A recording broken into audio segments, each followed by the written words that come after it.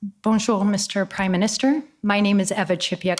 I'm one of the lawyers representing Freedom Corp and the protesters who were here in Ottawa in January and February of 2022. I want to first talk to you about the events that led up to the invocation of the Emergencies Act. You would agree with me that the Emergencies Act was invoked on Valentine's Day, Monday, February 14th, correct? Yes.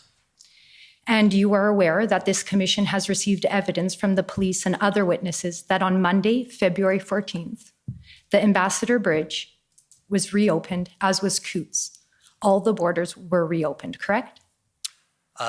Yes, and there was concern that more locations were going to be closed.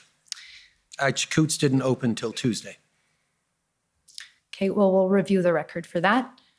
On the Sunday night, February 13th, there was an IRG meeting and you were there. And in fact, you were the chair of that meeting. Is that correct? Yes. And at the IRG meeting, you were advised that there was a breakthrough agreement between the Mayor of Ottawa and the convoy organizers to move trucks out of the downtown residential areas. Isn't that correct? That is not how I remember it, no. Okay, well, I can advise you that at the inquiry, it was confirmed by the documents your officials filed here and by witnesses, namely Jody Thomas. She confirmed that at that IRG meeting, you were briefed that there was an agreement with the mayor. Does that, do you recall that? With whom? With the mayor and who? Some of the convoy organizers. Which ones? Well, Tamara Leach, who's present here in this room, signed a letter. It was made publicly available on the news on Sunday, February 13th, and you were advised of that agreement at the IRG meeting.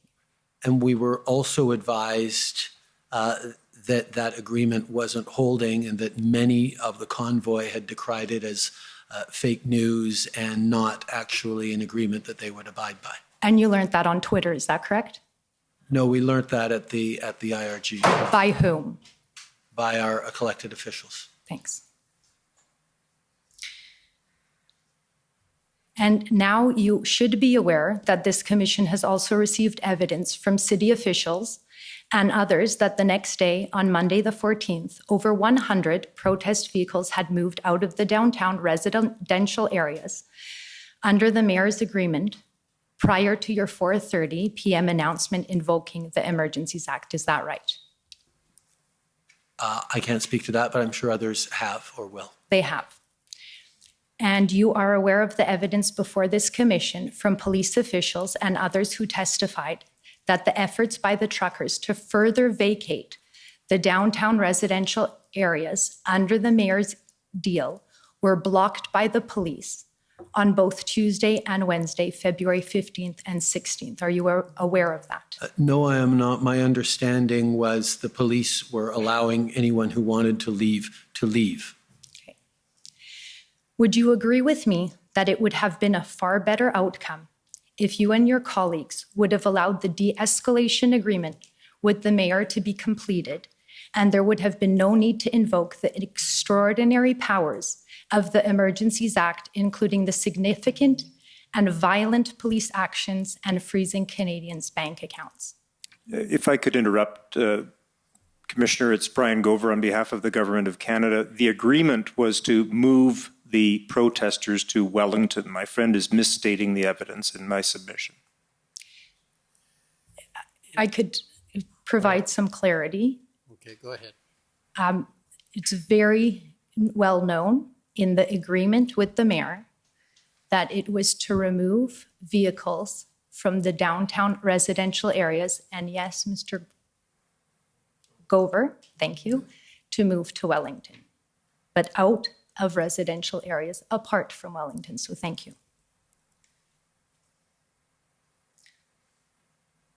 Can you now, are you able to answer the question? I believe the answer was no, but you can repeat the question if you like. Sure. If you had allowed the de-escalation agreement, in other words, moving trucks outside and other protest vehicles outside of the downtown area, there would be no need to invoke the Emergency Act. Mr. Commissioner, I object again because characterizing this as a de-escalation agreement in my submission is a misnomer. This was an agreement that didn't hold, but it was to move vehicles from residential areas to Wellington Street.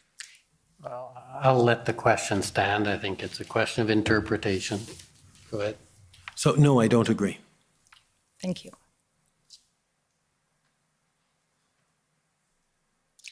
Your officials have testified that they were following the convoy as it began moving from regions of Canada towards Ottawa.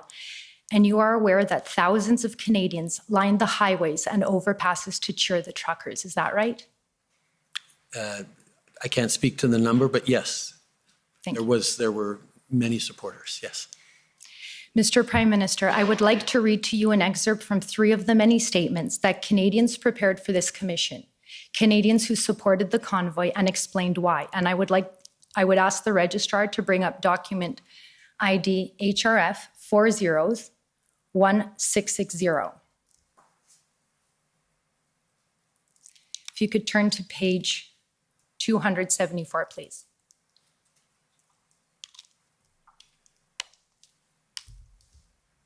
And while that comes up, I'll just start reading the statement. 274. Elizabeth Klapik provided a statement about how the government's COVID mandates and lockdowns disrupted her life. Starting at paragraph 3, she said, "The truckers and the Canadians who lined the roads, overpasses, and highways restored the hope that I had almost lost. These patriotic Canadians told me that I am not alone, that I matter. I will never forget the hope and pride I felt watching these amazing truckers driving along Canadian highways, crowded with patriotic Canadians flying their flags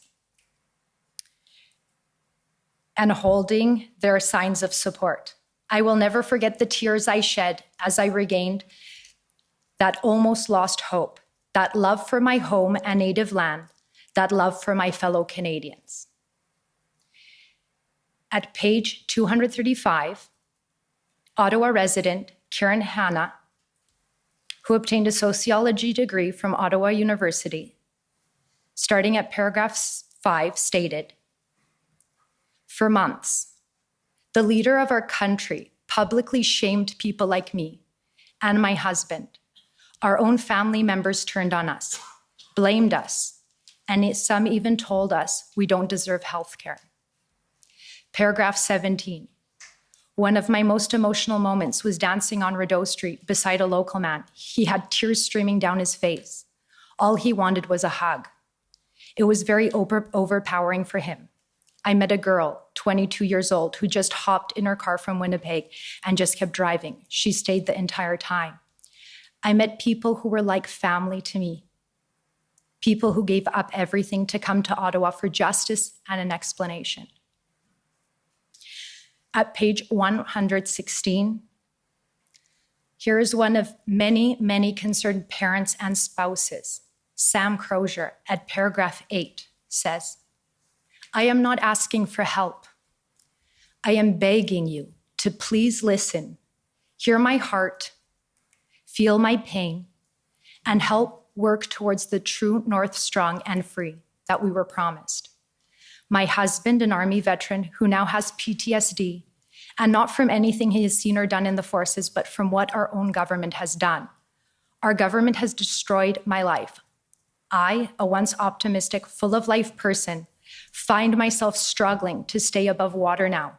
I struggle to find joy in anything and daily fear a new announcement being made that will further punish us.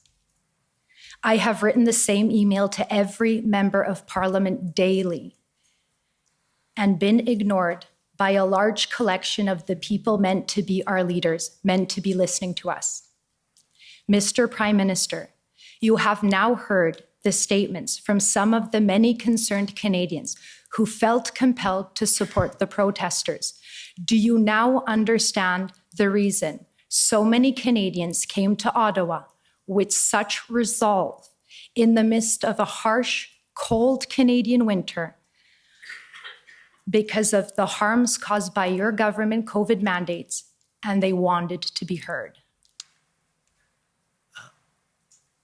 I am moved, and I was moved as I heard these testimonies, as I saw the depth of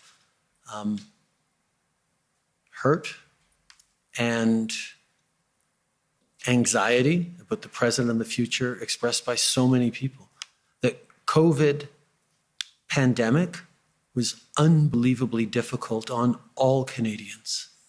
And my job throughout this pandemic was to keep Canadians safe. And the way that I chose to do that was to lean on public health officials, lean on experts and science on the best way to keep Canadians safe.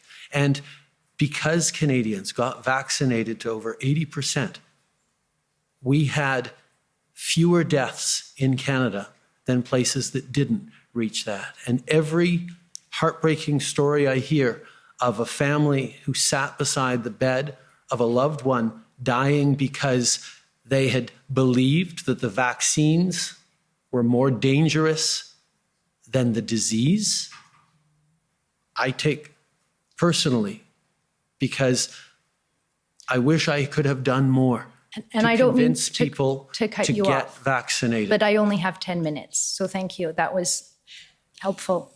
Mr. Prime, Just to interrupt you, you're going to have to shorten it because you're already over your time. okay, thank you. A number of people have testified in this inquiry referencing your widely published comments and calling the unvaccinated racists and misogynists. And we have heard testimony in this inquiry about how some of your officials wanted to label protesters as terrorists. Would you agree with me that one of the most important roles of a prime minister is to unite Canadians and not divide them by engaging in name calling? I did not call people who were unvaccinated names.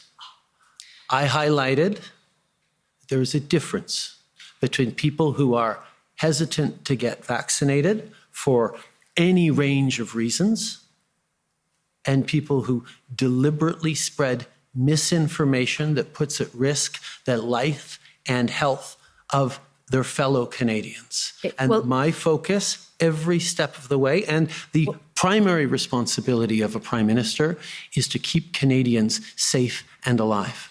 Right. So in terms of safety, when you met with, I'll reframe, Minister Blair, Public Safety Minister, Minister Mendicino, National Security Intelligence Advisor Jody Thomas, and RCMP Commissioner Brenda Lucki, and today you testified that the federal government was committed to exhausting all alternatives to a resolution prior to making a decision to invoke the extraordinary powers of the Emergencies Act.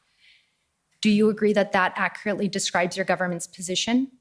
That the invocation of the Emergencies Act was a measure of last resort, was not something to be taken lightly. Thank you. And something to do when other options were not effective. And you are aware that the OPP, along with others, developed an engagement proposal, and you were advised of that proposal at the IRG meeting on February 12th, correct? It was a proposal, but we had, and it was presented to us, we had more questions about how it would actually work. It was not a complete proposal. My last question, Mr. Prime Minister, when did you and your government start to become so afraid of your own citizens? That's a very I unfair. am not, and we are not. Those are my questions. Thank you. If there's any more trouble, that side of the room is going to be expelled. Is that clear enough?